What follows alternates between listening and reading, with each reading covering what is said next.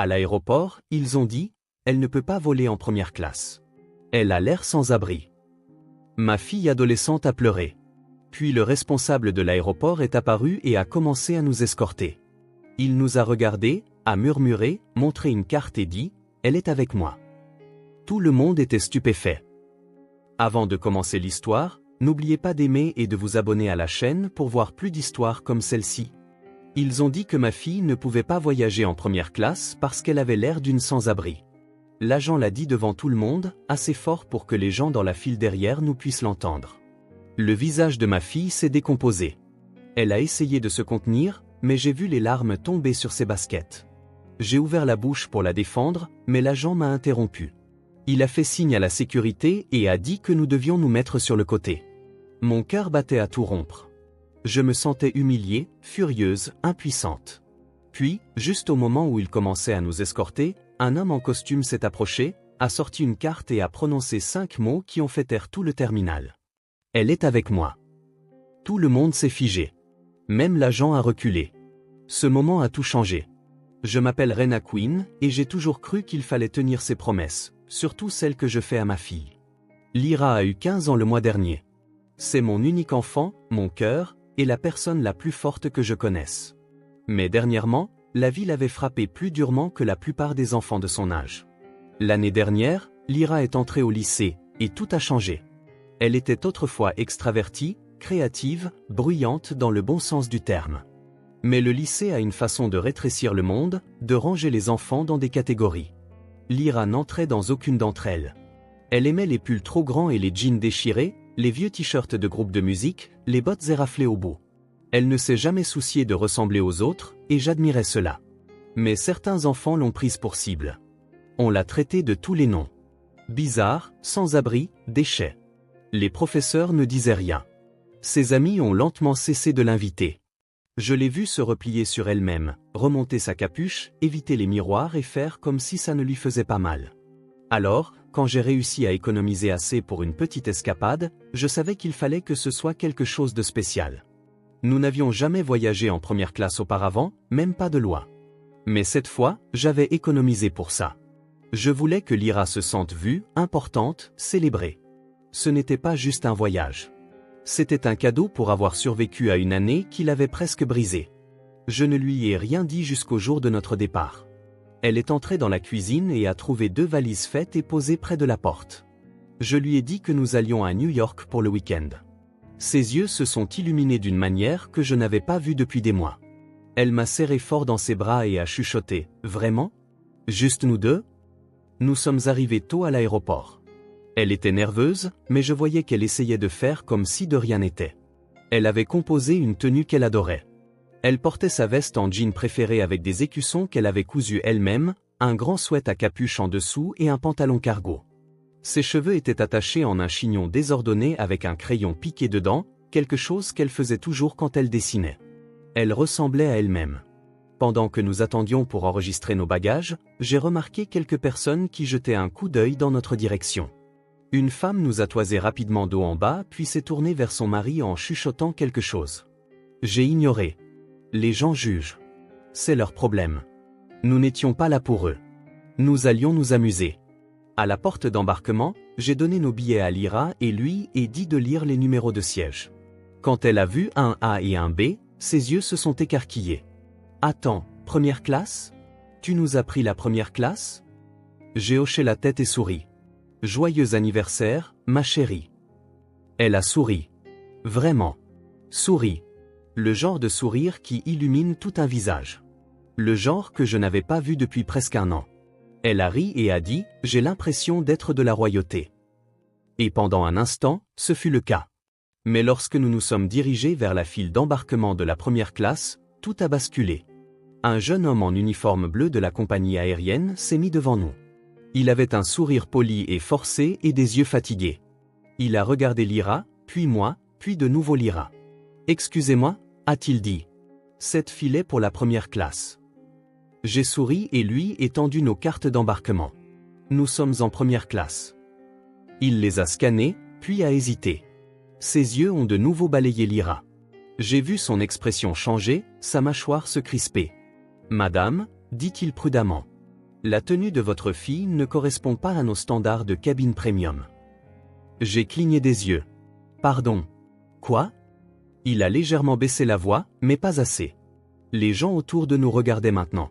Elle ne semble pas être habillée de manière appropriée.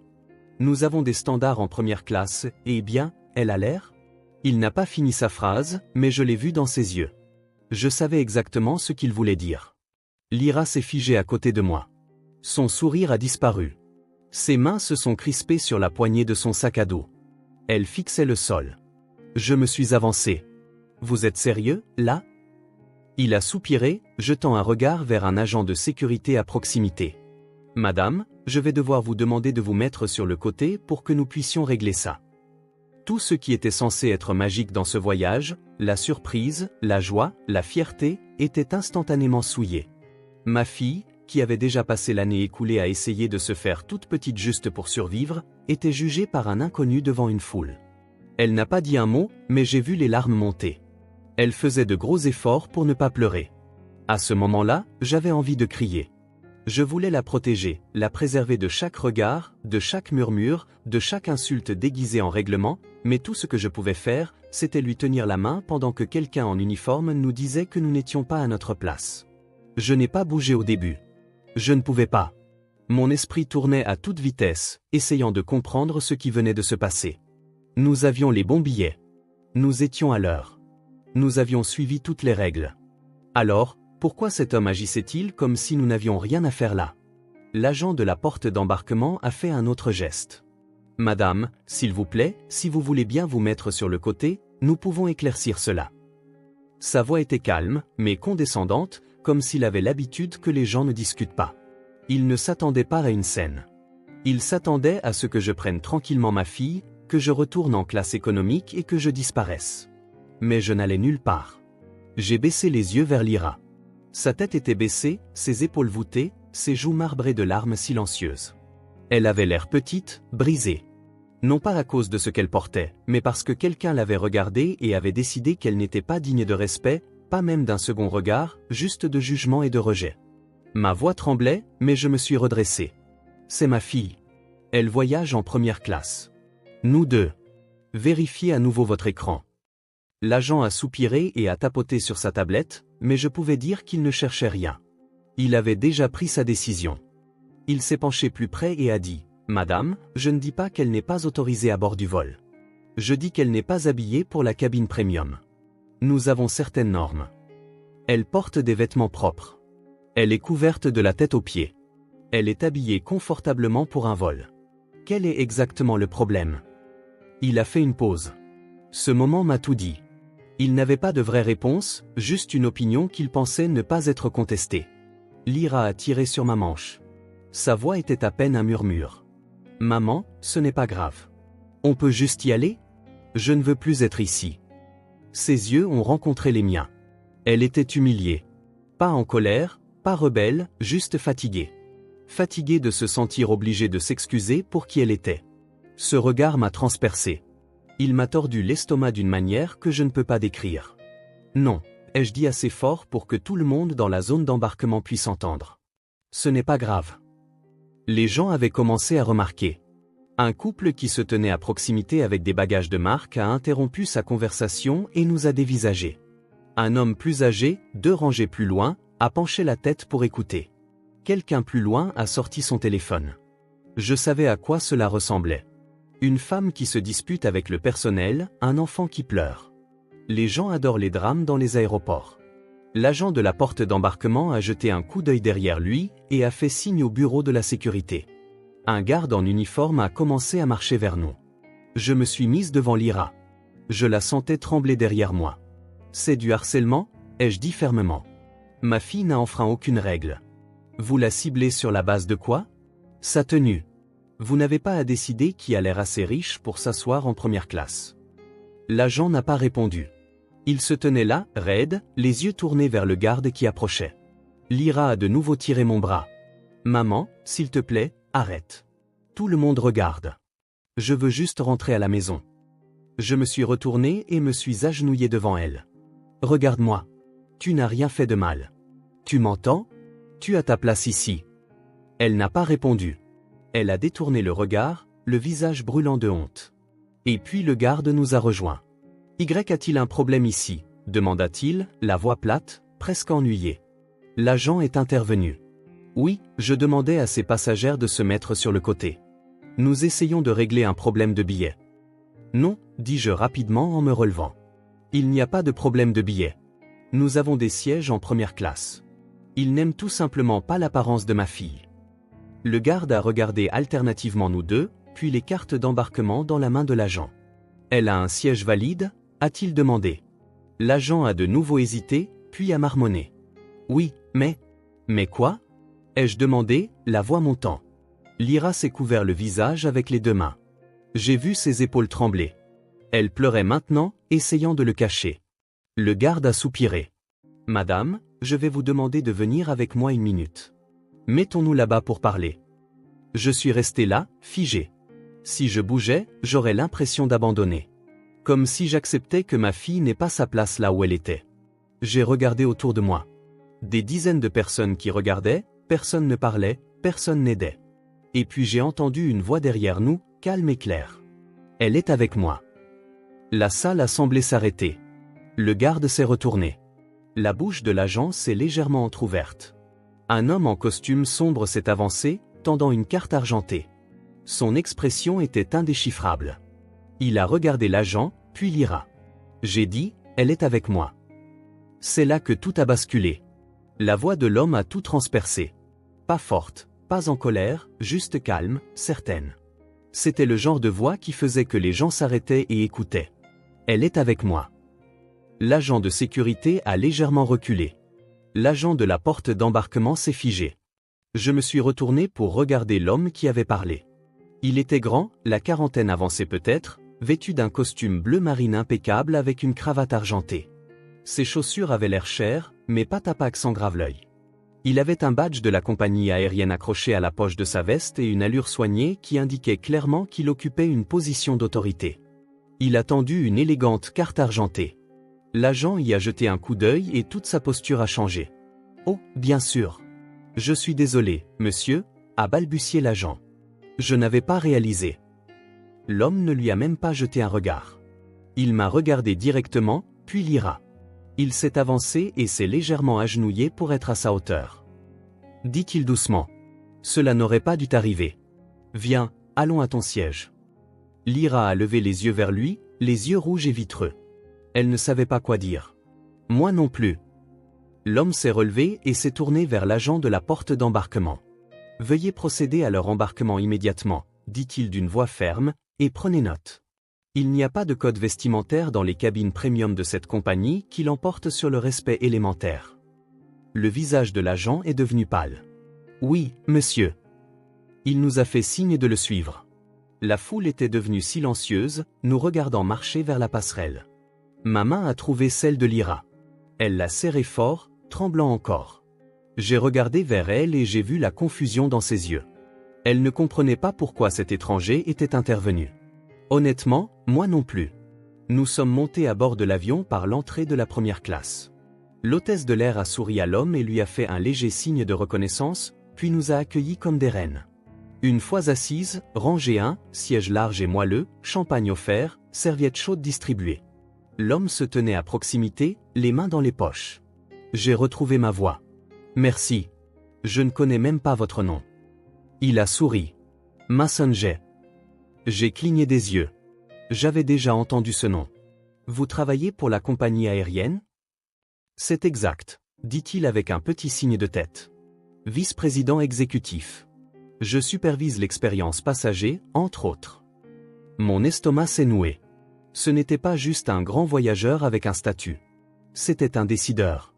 Le genre de personne qui pouvait réécrire les règles, le genre de personne dont la présence changeait instantanément les règles.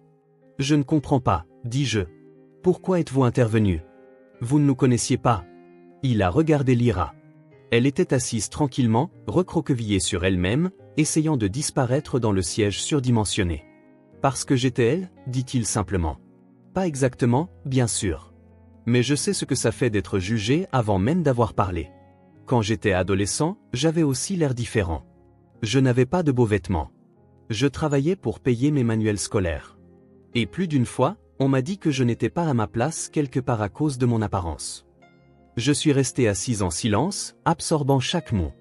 Un jour, a-t-il poursuivi, une femme m'a défendu dans une salle d'audience. J'avais été convoqué pour quelque chose de ridicule, un litige concernant une contravention de stationnement que je ne pouvais pas me permettre de payer. Elle ne me connaissait pas, mais elle s'est levée et s'est portée garante pour moi. Elle a dit que je méritais une chance, que j'étais plus que ce que les gens supposaient. Je ne l'ai jamais oublié. Il a regardé en direction de l'allée où l'agent de la porte d'embarquement était maintenant monté à bord et vérifiait nerveusement les compartiments à bagages. Je me suis fait une promesse, a-t-il dit. Si jamais j'avais la chance d'être cette personne pour quelqu'un d'autre, je la saisirais. Lyra a finalement parlé, sa voix si douce qu'elle a presque disparu sous le bourdonnement de la cabine. Merci. Mason s'est tourné vers elle et a souri. Tu n'avais pas besoin que je sois là pour avoir ta place, mais je suis content d'avoir été là. Il a vérifié sa montre, nous a fait un signe de tête à toutes les deux et est entré dans l'office pour parler à l'équipage. Lyra s'est penchée contre moi, la tête sur mon épaule. J'ai passé mon bras autour d'elle et me suis permis de respirer pour la première fois depuis que nous étions entrés à l'aéroport. Elle a chuchoté, « Je n'ai rien fait de mal, n'est-ce pas ?»« Non, ma chérie, tu n'as rien fait de mal. » Pour la première fois depuis des heures, elle m'a cru. L'avion s'est élevé dans les airs avec une grâce douce et silencieuse. Lyra était assise près du hublot, les genoux relevés, la tête légèrement appuyée contre la vitre. Son corps était encore tendu, mais ses yeux étaient maintenant stables. Elle regardait les nuages, son reflet faible dans le hublot. Je ne l'ai pas interrompu. Je l'ai juste laissé respirer. Une hôtesse de l'air est passée avec des boissons et a offert à Lyra un cookie chaud et de l'eau pétillante. Elle l'a remercié avec un sourire timide, le premier vrai sourire depuis notre arrivée à l'aéroport ce matin-là. L'air à l'intérieur de la cabine semblait différent maintenant, plus doux en quelque sorte. L'humiliation qu'elle avait ressentie quelques heures auparavant planait encore. Mais quelque chose avait changé. Elle ne se cachait plus. Pas complètement. Mason, j'ai été assis de l'autre côté de l'allée. Il était retourné à son siège après avoir parlé à l'équipage et maintenant, il a jeté un coup d'œil et a fait un pouce levé discret à Lyra. Elle a répondu par un minuscule signe de tête. Je me suis penché plus près d'elle. Tu sais qui il est, n'est-ce pas? Elle a secoué la tête. Un peu. Tu as dit qu'il travaille pour la compagnie aérienne. Il n'est pas juste quelqu'un qui y travaille. Il aide à diriger toute l'entreprise. Les gens ne lui disent pas non. Ils lui rendent des comptes. Lyra a cligné des yeux. Pourquoi quelqu'un comme ça se soucierait de moi? J'ai pris sa main et l'ai serrée légèrement. Parce qu'il t'a vu. Vraiment vu. Et il s'est souvenu de ce que ça fait de ne pas être vu du tout. Elle a baissé les yeux sur ses genoux et a passé ses doigts le long d'un des écussons cousus sur son jean. Je ne pensais pas que quelqu'un me voyait comme ça. J'allais répondre quand Mason s'est levé et est entré dans l'allée. Il s'est approché et a demandé s'il pouvait s'asseoir à côté de nous un moment. J'ai hoché la tête. Lyra a descendu ses jambes et s'est redressée, incertaine de ce à quoi s'attendre. Mason la regarda avec bienveillance. Je ne voulais pas vous embarrasser tout à l'heure. Je sais que ce genre d'attention peut ressembler à un projecteur que vous ne voulez pas. Lyra hocha lentement la tête. Je n'ai pas l'habitude que les gens me défendent. Eh bien, laissez-moi être le premier d'une longue série, dit-il. Comment vous appelez-vous? Lyra. Joli nom, dit-il. Je pensais ce que j'ai dit là-bas. Vous n'avez rien fait de mal. Vous êtes entré à cette porte comme si vous y aviez votre place, parce que c'était le cas. Et quand quelqu'un a essayé de vous faire sentir petite, vous n'avez pas fui. Ce genre de force, c'est rare. Elle est restée silencieuse, mais je pouvais voir à quel point ses mots comptaient. Ses mains ont cessé de s'agiter. Sa respiration s'est ralentie. Je ne veux pas être indiscret, dit-il en se tournant légèrement vers moi. Mais j'aimerais faire quelque chose pour Lyra. Si vous êtes d'accord. J'ai hésité. Vous avez déjà fait plus que ce que j'aurais pu imaginer. Il a secoué la tête. Je veux aller plus loin. La compagnie aérienne parraine un programme de mentorat pour les jeunes, dans les domaines créatifs, l'entrepreneuriat, le travail à impact social. Nous mettons en contact des adolescents avec des professionnels qui peuvent les aider à développer leurs idées. Nous offrons un soutien, de la visibilité et un financement pour des projets qui comptent. Lyra a levé les yeux. Comme l'art? Exactement comme l'art, dit-il.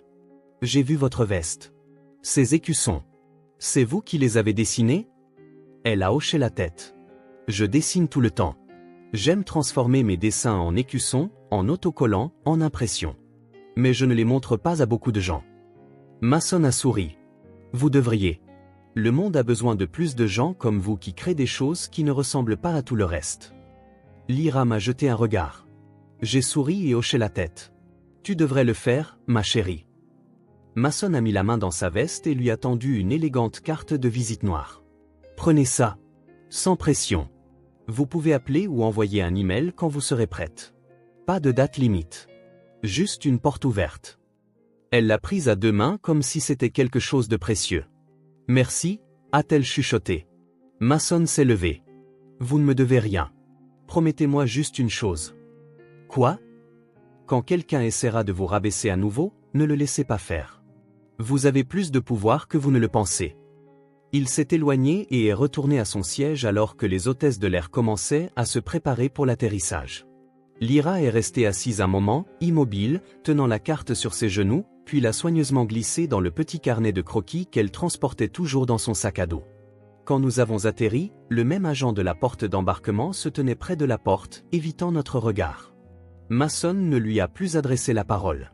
Il n'en avait pas besoin. Tout ce qui devait être dit avait déjà été fait. En sortant de l'avion, Lyra s'est tournée vers moi et a dit « Je crois que je veux montrer mon art aux gens, pas seulement le cacher. » J'ai souri. Alors c'est exactement ce que tu feras. Au moment où elle l'a dit, j'ai su que quelque chose avait changé. Elle n'a pas seulement survécu à cette journée, elle se l'est appropriée. Nous avons quitté l'aéroport sans dire un autre mot au personnel.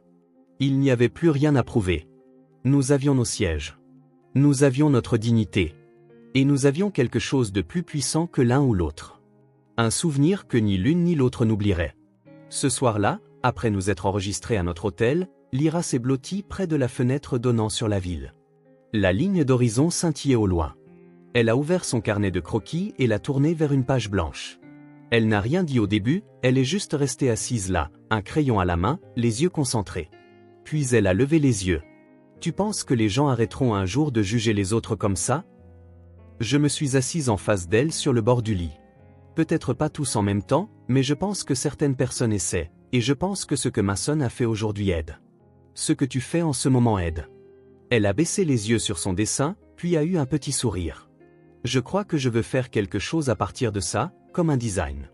Pas seulement sur ce qui s'est passé à l'aéroport, mais sur le fait d'être vue, d'être prise au sérieux sans avoir à changer. Je pouvais entendre la force revenir dans sa voix. Ce n'était pas juste une idée, c'était une décision. Quelques jours plus tard, en rentrant à la maison, Lyra m'a demandé de l'aider à scanner certains de ses dessins sur l'ordinateur. Elle voulait les transformer en écussons et en impressions numériques. Je l'ai regardée travailler pendant des heures, complètement concentrée, sa créativité jaillissant comme si elle avait attendu une permission. Elle a publié quelques créations en ligne. Au début, elle ne s'attendait pas à grand-chose, mais ensuite les gens ont commencé à les partager. Un programme artistique local l'a contactée, puis une galerie pour jeunes, puis un blog communautaire a fait un court article sur son histoire. Elle a appelé la collection « Appartenance ». Son slogan était simple, vous n'avez pas besoin de correspondre à la pièce pour mériter votre place dedans. Un après-midi, un paquet est arrivé à son nom. À l'intérieur se trouvait une lettre sur du papier à en-tête de la compagnie aérienne. C'était de Mason.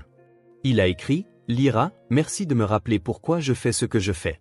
Votre courage et votre voix sont plus puissants que vous ne le pensez. J'ai partagé votre histoire, avec votre permission bien sûr, avec nos équipes internes et nous avons commencé à revoir la façon dont nous formons le personnel à reconnaître les préjugés inconscients. Le changement prend du temps, mais il commence avec des histoires comme la vôtre. Restez audacieuse. » Il a joint une photo encadrée du voyage. Nous deux dans nos sièges de première classe. Lyra tenant son carnet de croquis sur ses genoux. La lumière du soleil entrant par le hublot. Au dos, il avait écrit « Certains vols changent plus que votre destination ». Cette photo est maintenant sur le bureau de Lyra, à côté de son matériel d'art, de son ordinateur portable et d'un petit carnet rempli de nouvelles idées de design. Elle porte toujours sa veste préférée.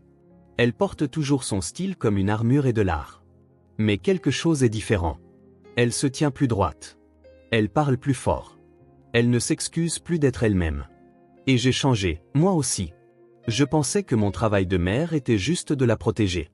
Mais c'est plus que ça. Il s'agit de se tenir à ses côtés quand elle affronte le monde et de s'assurer qu'elle voit sa valeur, surtout quand les autres essaient de la lui enlever. Ce qui s'est passé ce jour-là à l'aéroport aurait pu briser son esprit. Au lieu de cela, c'est devenu le début de quelque chose de puissant. Pas à cause de la compagnie aérienne, ni même à cause de Mason, mais parce qu'elle a choisi de transformer la honte en expression, l'ouïe en but. J'ai appris que parfois, une seule voix peut tout changer. Mason n'était pas obligé de parler. Il aurait pu passer son chemin, mais il ne l'a pas fait. Et parce qu'il a agi, ma fille a vu à quoi cela ressemble quand les gens utilisent le pouvoir pour le bien. Si vous retenez quelque chose de cette histoire, que ce soit ceci, ne sous-estimez pas l'impact de prendre la parole. Lorsque vous voyez quelqu'un être rabaissé, parlez. Lorsque vous entendez quelqu'un être ignoré, intervenez. Vous n'avez pas besoin d'un badge ou d'un titre pour faire une différence. Parfois, le simple fait de dire « elle est avec moi » suffit à changer toute la direction de la vie de quelqu'un. L'histoire de Lyra est encore en cours d'écriture. Mais je sais une chose avec certitude. Elle n'oubliera jamais le jour où quelqu'un l'a regardée et n'a pas vu un problème à corriger, mais une personne à protéger. Et moi non plus. Si cette histoire vous a ému ou vous a fait réfléchir à 2 fois à la façon dont nous traitons les autres, faites quelque chose de ce sentiment. Prenez la parole. Soyez présent. Choisissez la gentillesse, même quand ce n'est pas pratique. Et si vous avez déjà été jugé pour votre apparence, votre façon de parler, ou simplement pour être différent, je veux que vous entendiez ceci haut et fort. Vous êtes assez. Vous avez votre place. Si vous vous êtes senti connecté à l'histoire de Lyra, aimez la vidéo, partagez-la avec quelqu'un qui a besoin de l'entendre, et laissez un commentaire nous disant ce que cela vous a fait ressentir. Vos mots comptent plus que vous ne le pensez. Et si vous voulez plus d'histoires vraies comme celle-ci, brutes, humaines et honnêtes, abonnez-vous à la chaîne et activez les notifications pour ne jamais manquer un moment. Merci d'avoir regardé et rappelez-vous, quand quelqu'un essaie d'éteindre votre lumière, brillez plus fort.